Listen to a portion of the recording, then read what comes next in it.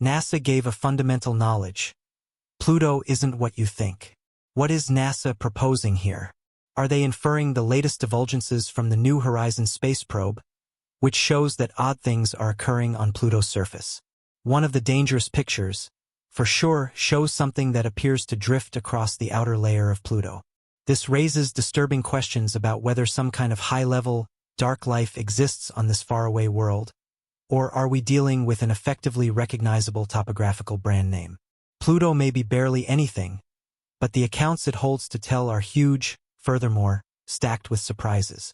At the point when Pluto's planetary status was revoked in 2006, analysts were ignorant of the data from the New Horizons probe, which had just arrived at Pluto after years. Since then, we have understood that there is more to this smaller object than was expected. How did cosmologists truly come to deny this planet, which we have all, in some way, grown up with? Everything was going on with a real planet. It had been that way after the discovery of several other small planets in the Kuiper Belt. They considered that we really needed a limit for what is a planet and what is a dwarf planet or trans-Neptunian object.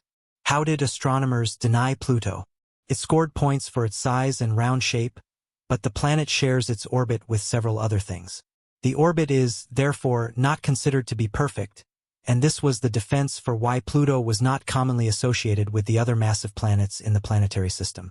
Many people on Earth think this is a shame, and this decision by space specialists caused disappointment among people overall.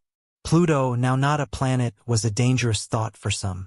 The fact that this small, crazy planet has so many fans on Earth prompted letters of protest to NASA from prominent scientists who supported the minimization.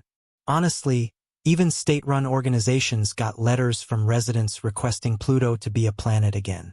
This planethood had been with us since the 1930s and was a critical part of a group of 9 planets. It was like a cutting-edge idea. This in 2015, when New Horizons sent us the first real picture, the Pluto-Earth mover, the planet showed us its charming face. Imagine it, it was the first real image of Pluto. If you've seen the planet on sheets or in school materials before, they were creative depictions, not real pictures. Pluto defied even the truly verified pictures of Pluto from the Hubble telescope, offering a clearer perspective on its surface in a manner New Horizons was allowed to photograph the little one as it really is. Amazing, very well arranged, and, of course, rich with a heart. From that point forward, the planet on the outer edge of the planetary system has gained significantly more fans, and perhaps space experts will change their viewpoints one day, and we will get Pluto back. The main guaranteed pictures of Pluto blew everyone's mind. It was a treasured moment when the first data from the New Horizons probe arrived at Mission Control in 2015. Everybody present knew that they were going to see a planet for the first time. One that everyone was somehow familiar with, yet had never seen up close. The computers on Earth gathered this captivating picture from immense amounts of individual pieces and pixels. What the probe revealed about Pluto was a discovery that completely turned our understanding of this distant planet on its head. Pluto is altogether more changed, generally more arranged, and essentially more alive than planetary researchers had previously perceived.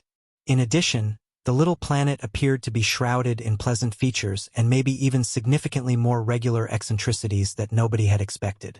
With each new piece that New Horizons allowed, the faint, stupefying world in the darkness of the Kuiper Belt turned into something significant that showed such an overflow of life that it blew specialists' minds. Increasingly stunning geological phenomena opened up before the experts. Instead of the normal freezing and cratered, dead zone land, Pluto turned out to be an intriguing place with extraordinary pieces of ice, deep gullies, and smooth, cold surfaces. It demanded an extremely long time for the interminable assessment data, photos, and revelations to make the long journey from Pluto to Earth.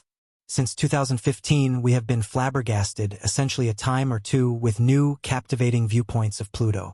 One of these perspectives is walking on Pluto's surface. It's astonishing. This moving picture streamed in the media in 2016. At any rate, what could you imagine seeing here? It appears to be like an individual is walking across an amazing, honeycomb-shaped snow float. You can genuinely see ice honeycomb landforms here. However, unlike on Earth, these frozen surfaces are not made of water, but of nitrogen and methane. Researchers recognized the shocking thing as a dirty piece of ice, which seems to be floating over the surface of the ice-covered plain. The large block of ice is, in fact, made of incredibly solid nitrogen. These particularly looking landforms revealed something very wonderful to the researchers. They now believe that there is a nitrogen supply several kilometers beneath Pluto's surface, where the solid blocks form geographical advancements within the planet, pushing these blocks upwards and making the honeycombs and fields like the apparently wandering mountains. This points to a warm center of the planet, and this discovery is a hint that could have wide implications for how we may interpret Pluto. It is certainly more interesting than previously perceived.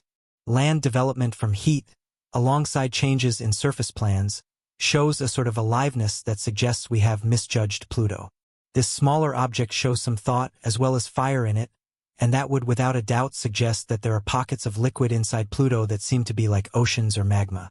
The geography team of the New Horizons mission, led by William McKinnon, even compared the internal presence of the small planet to an incredibly large scale like Hudson Bay in Canada. Virtual experiences showed that this striking scene developed over hundreds of years and is still amazingly unique today.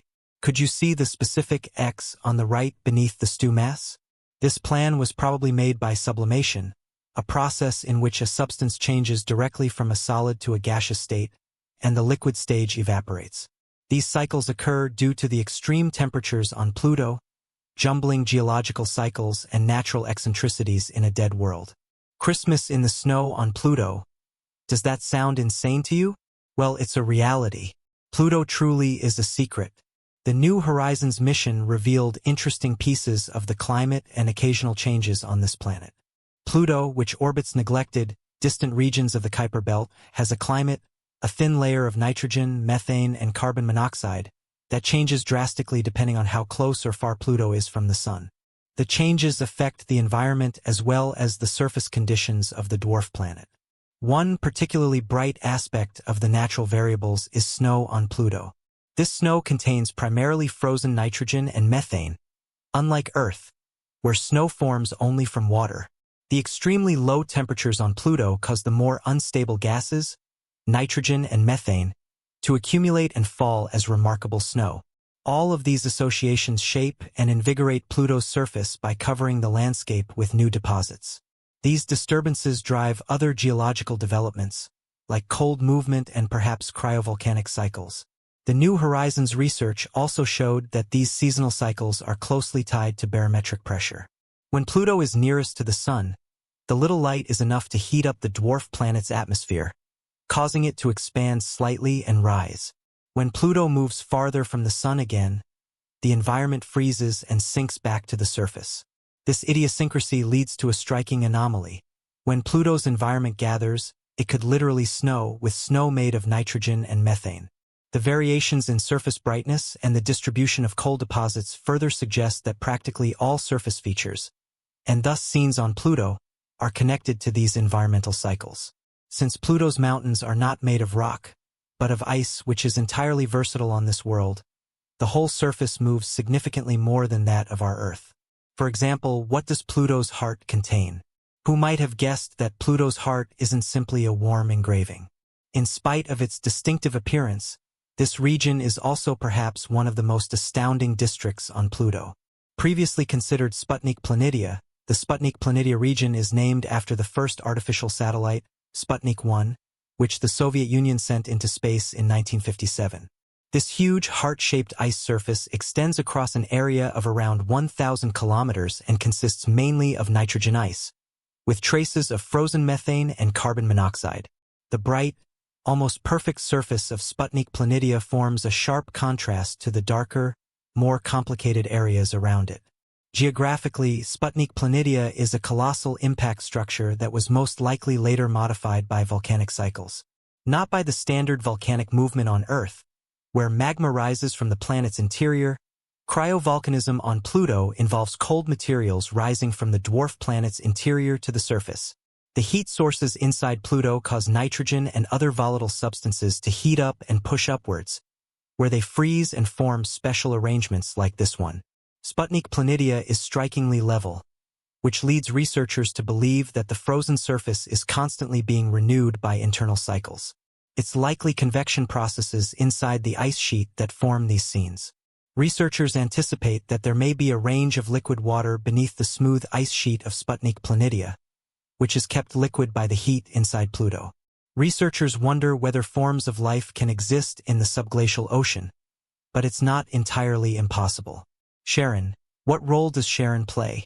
What barely anyone knew is that before the New Horizons mission, Pluto had its own moon, and not just one. Charon is Pluto's biggest moon and was discovered in 1978 by the American astronomer James Christie. Charon is extremely large in comparison with Pluto, with a diameter about half of Pluto's. This has led to a significant association between Pluto and Charon, where the two objects are tidally locked, meaning that Pluto and Charon always show the same side to one another. Charon's surface is also incredibly unique compared to Pluto's, with huge cliffs and massive impact craters. Researchers believe that Pluto and Charon have been trading materials in the form of comet-like objects. Pluto, once considered the 10th planet in our solar system, has long captured the imagination of astronomers, scientists, and the general public alike. Discovered in 1930 by astronomer Clyde Tombaugh, it remained as an image of planetary investigation and mystery. Anyway, in 2006, the International Astronomical Union (IAU) renamed Pluto as a dwarf planet, starting discussions and debates. Nonetheless, this change, Pluto continued to interest scientists and enthusiasts who wanted to learn more about this far-off object on the edge of our solar system. NASA's new warnings about Pluto's true essence, encapsulated in the phrase "Pluto isn't your thought process," are now drawing renewed attention to the puzzling scene.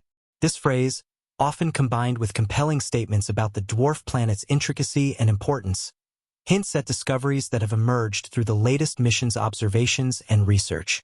While many aspects of Pluto's composition have been confirmed over the years, there remains a continually developing understanding of its secrets that confound our assumptions. Through NASA's investigation of Pluto, especially by the New Horizons mission, we are learning like never before. In this article, we will explore the latest discoveries, scientific advancements, and the growing impression of Pluto as a planetary body, from its dubious renaming as a dwarf planet to the current discoveries about its formation, atmosphere, and potential for future exploration. We will examine how NASA's research is continuing to reshape our understanding of this cold world at the far reaches of our solar system.